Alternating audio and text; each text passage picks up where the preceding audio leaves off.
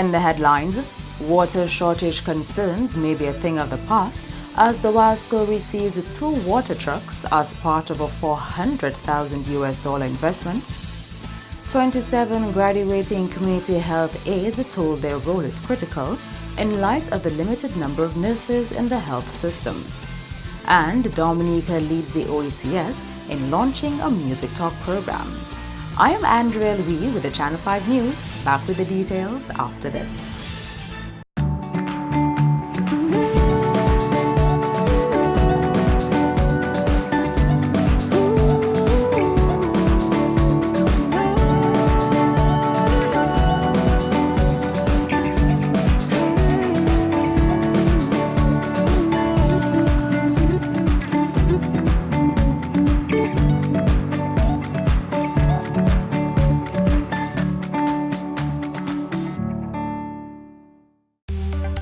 Here are some tips to reduce mosquito presence in and around your home. Keep water storage containers properly covered. Remove containers that can collect water from your surroundings. Keep garbage bins tightly covered. Pick up your litter and remove all tires from your yard. Keep gutters free of leaves and twigs to prevent stagnant water. Prevent Zika, Dengue, and Chikungunya. Fight the bite. This is a public service announcement from the Dominica Red Cross. This message is supported by Flow. Thank you for staying with us. First up, a $400,000 investment in Dominica's water sector. Julian Morris has that story. 2 water trucks, both carrying 2,000 gallons of water, were officially handed over to the country's sole water and sewage company on Thursday. The WASCO spent close to $2 million contracting private trucks to transport water to affected communities after Hurricane Maria. It is expected that these water trucks will help reduce vulnerability and risk in Dominica. Under the Ministry of Environment, tens of millions of dollars have been invested under the DVRP project, that's a Disaster Vulnerable Risk Project, in the storage, and that is in collaboration also with WASCO in regards to storage and distribution of water. But what we have learned over the past years is not only based on storage, but also sometimes, and in several instances, our distribution system is impacted. And therefore, we need redundancy in the system. Herein lies the asset of the water trucks. UNICEF was a major partner in sourcing and providing the water trucks. UNICEF has assisted Dominica in several areas post-Hurricane Maria. UNICEF support went beyond what just you see. The water trucks are just some equipment. We supported Dominica in 5 areas. C4D, communication for development. You should be surprised, but for UNICEF that's a critical intervention. I'm going to elaborate a little bit. We supported the the emergency cash transfer. We supported the education sector. We support, of course, obviously, child protection, and finally, WASH. The new water trucks will serve communities around the country in the event of prolonged interruptions in the water supply.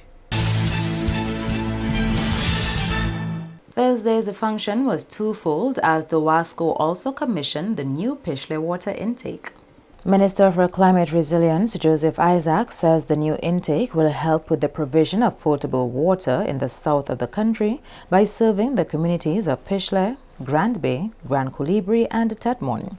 The new intake is expected to be much more resilient because of its upgraded features. One, the installation of the new pipelines in the areas are elevated above flood areas. Consideration was also given to ensure that the choice of the piping materials used as well as the joining methods are robust. And the design of the pipe supports and anchorage systems have been enhanced beyond what was obtained in the pre-Maria period. There are also improved measures employed to protect intake and minimize erosion and the underpinning of the pipelines and access routes. The standby generators and related electrical equipment have been installed for pump stations and facilities which was available prior to Maria are now in a better condition. UNICEF has been a key partner in helping upgrade the country's water systems post-Hurricane Maria.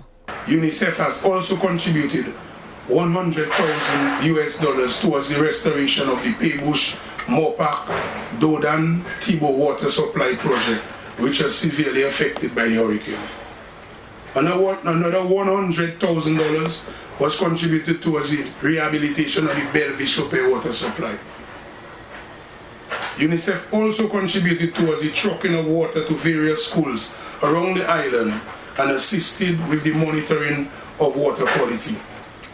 UNICEF also provided 2 motor pumps, 1 collapsible bladder, 1 storage tank, 1 chlorine test kit, all at significant costs, which assisted greatly in ensuring that waterborne diseases were kept away from our population. In other top stories, Minister for Health Honorable Kenneth Daru told the 27 participants of the Community Health Aid Program graduating on Thursday that their role is significant. Daru told graduates their job will be significant at a time when there is a need for trained professionals in the health sector. I would like to commend those directly involved in making this training possible. The Principal Nursing Officer, Mrs. Rabelier, Coordinator, Ms. Jean Jacob, and all the other resource persons who came forward to contribute. I would also like to take this opportunity to say a special thank you to the Pan American Health Organization, PAHO, for the tremendous technical support to this program and many others. Ms. Wilson, though your status here with us as PAHO Country Program Specialist is fairly recent, in fact, if I recall, after Hurricane Maria, on behalf of the government and Ministry of Health and Social Services, I commend you on your great work thus far here in Dominica. The health minister said the importance of the community health aid cannot be overstated. As this category of healthcare providers is part of the bedrock of service delivery at primary healthcare levels throughout the island, the provision of healthcare for all segments of the population in Dominica is critical to the Ministry of Health and Social Services and of course to the clientele that you are going to serve for the achievement of universal access to health and universal health coverage. Today, after almost 4 decades, the need to strengthen primary prevention, particularly the access to home care by professional and auxiliary healthcare providers, is identified as an urgent need.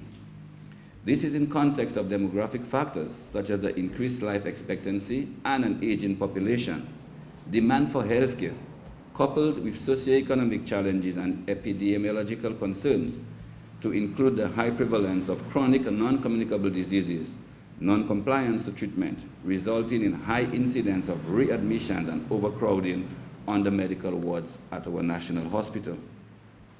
Furthermore, following the passage of Hurricane Maria and the mandate by the government for a climate-resilient health system, the need for increased presence of community health aides in the community has become more acute. The community health aides are also expected to augment the limited number of nurses at all district levels. In more developments, social workers and other practitioners working with adolescents completed day 1 of a 2-day workshop on positive youth development on Thursday. The workshop is meant to address understanding adolescent development, the benefits and challenges of youth engagement, and youth development programming. Ultimately, the 2-day training will help participants better understand the youth they work with and how best to assist them.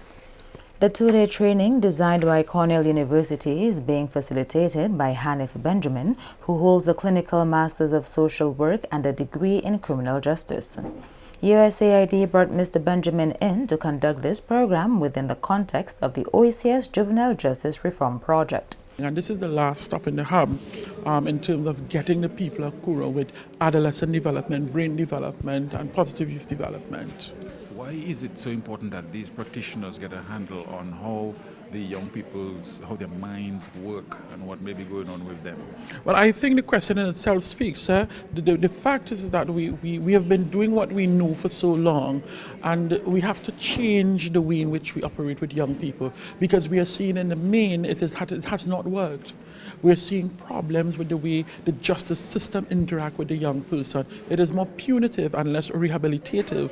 And so this program is designed to really move to a rehabilitative mechanism as opposed to a punitive one. So it is quite important if you're working with a young person that you should know why and how their mind operates. Benjamin says youth across the region face common challenges and it is time to change the way we approach them. Of course, number one is we don't listen to our children.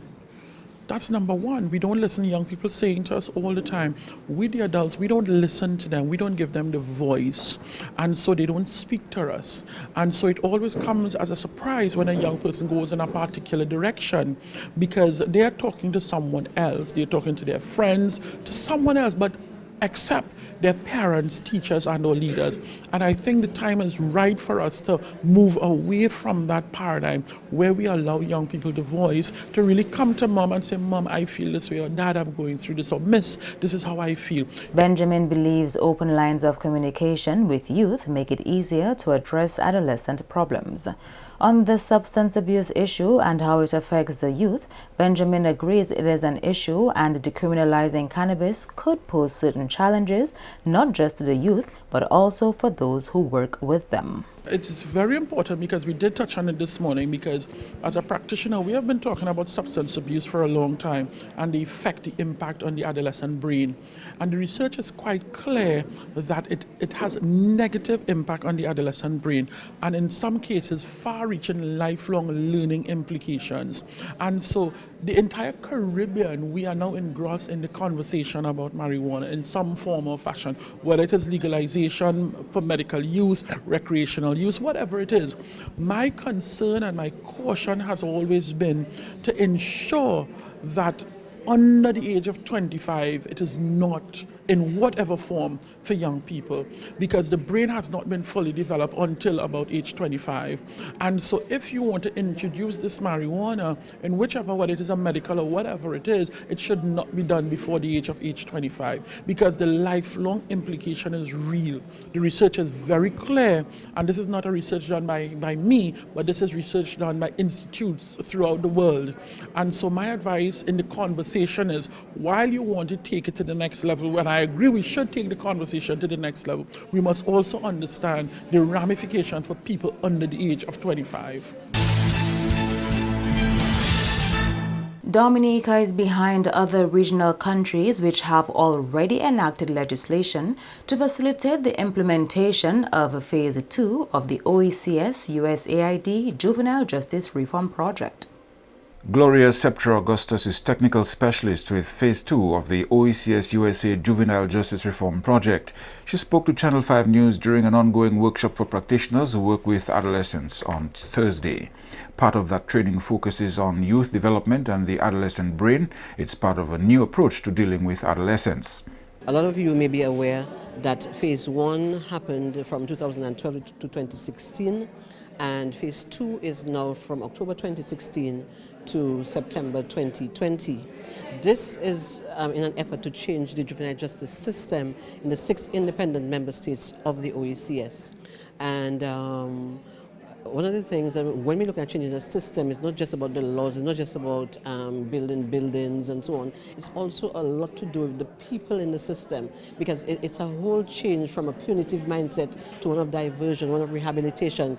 Augusta says the idea is to do things differently, as the term reform implies. Reform is not business as usual, it's a change. And therefore, the main target or the people that we're dealing with are young people, adolescents. And therefore, like anything else, you have to understand your craft. So a mechanic will know about the cars, a doctor will know about the anatomy, and therefore the people who are dealing with children, we think they need to know sufficient about children, their development, how they operate, so that when they see them, when they deal with them, they do that from a point of knowledge, so that they are better able to treat with them. So this training has been done in the 5 other independent member states, and Dominica is the last one. And we're doing that so that we can at least get people who are going to interact with children along the way to understand better that young person. And what a lot of people have been seeing is not just the young person that might be involved in crime. It's also about the young people that they're dealing with, their children. It's also about things in their past. It's also about them, because all of us have gone through adolescence, and what this causes you to do is to make some connections with, that may have been what has happened to me, or no, I understand something, or I will treat my child differently. Because in going to all the islands for the program, what I have seen is a lot of testimonies, almost like a crusade. On the second day, people talk about how it has impacted them, how it has changed their mindset, and what it has done for them. So we're hoping that this, together with all the other things we want to do in the system, will help us, along with the laws, along with the training in other areas, along with the putting in units, a diversion program, and so on, will help us in terms of having a sustained reform. You are watching the Channel 5 News. Stay tuned for more after the break.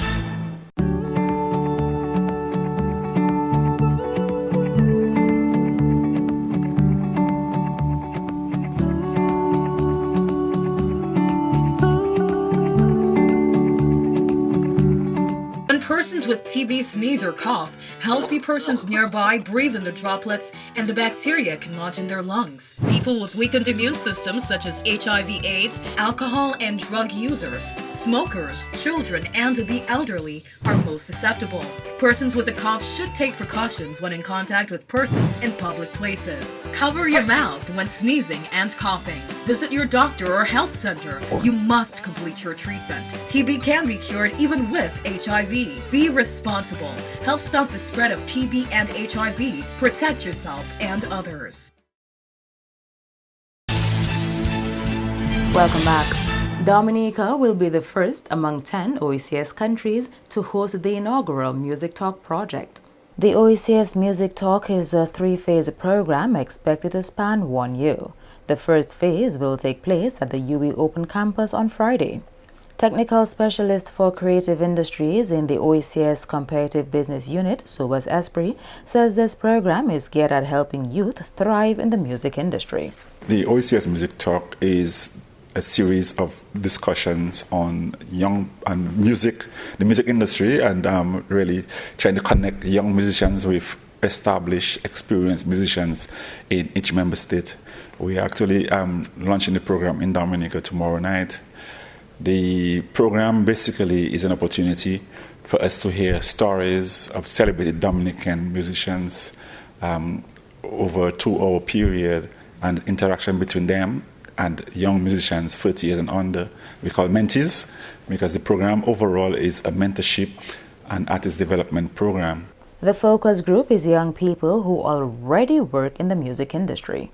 Esprit says the first phase will last 6 months, while phase 2 will span a period of under 1 month, and phase 3 will be completed within a week. The first phase is a series of talks. The second phase is a more structured mentorship program where we're going to be linking mentors, 1 or 2 mentors, with mentees, looking at transfer of knowledge and information, ideas. And then the third phase is a coaching program, looking at working with a group of young musicians to coach them and to prepare them for the music industry and the music market. So these are young people who have started their career or their journey in the music industry, but who are looking for new ideas, for new knowledge on the industry to help them into pathways for our career in music. The mentors for the first ever OECS Music Talk are Gordon Henderson, Ophelia Marie, Cornell Phillip, Krishna Dada Lawrence, Michael Henderson, and Gregory Rabes. And parents have been warned to prioritize their children's education. Julian Morris has more. The word of caution came from head of the UII Open Campus, Kimon Joseph, during the DAT's National General Meeting on Wednesday. Joseph says parents need to recognize the importance of educating the youth and making the necessary investments in their children's future. You know very well that there are children who come to school without pencils, without books, without breakfast.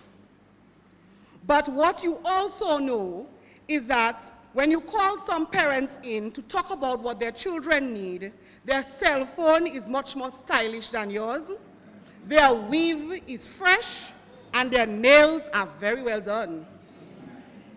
My friends, if we want to talk about investment in education, we have to talk about these things. Where are our parents' priorities in Dominica? How can the school fees remain unpaid while the Mayfest and the Jazz and Creole tickets and outfits have already been bought? Joseph told parents sacrifices need to be made to ensure their children do well in school. Parents need to sacrifice not only funds, but time in order to ensure that their children do well. Time and time again, when the National Grade 6 Assessment List comes out, or when the CXC results come in, the top students are asked what helped them to succeed. And time again, you hear them on the radio saying, well, in addition to my schoolwork, when I got home, my father and I would do some extra work. Or they'll say, my mother and I would practice the essays when I get home in the evening. It is a fact that children who get help and encouragement at home are more likely to succeed than those who do not. Joseph also advised parents to invest in extra lessons for their children if the need arises. If you realize that you cannot help your child yourself, then make the sacrifice and get them into extra lessons. Why is it that the hairdresser can get paid, the shoe store can get paid, Amazon can get paid, but the teacher who is struggling to make ends meet by having a little extra lessons is not supposed to get paid? Why is he or she envious when he sends to remind the parents that they have not paid for last month and the month before it?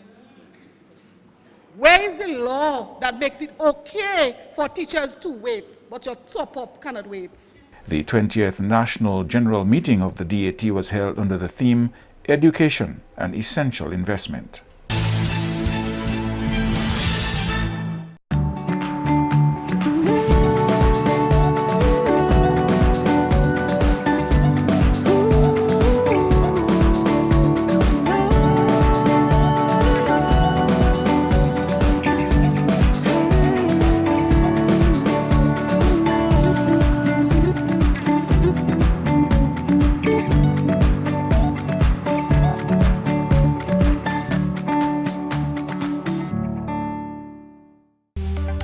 Here are some tips to reduce mosquito presence in and around your home. Keep water storage containers properly covered. Remove containers that can collect water from your surroundings. Keep garbage bins tightly covered.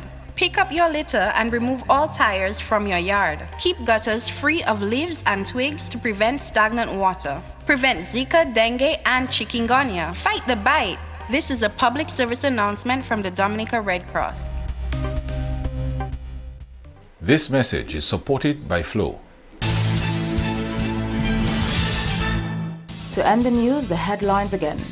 Water shortage concerns may be a thing of the past as the WASCO receives 2 water trucks as part of a $400,000 investment. 27 graduating community health aides told their role is critical in light of the limited number of nurses in the health system. And Dominica leads the OECS in launching a music talk project.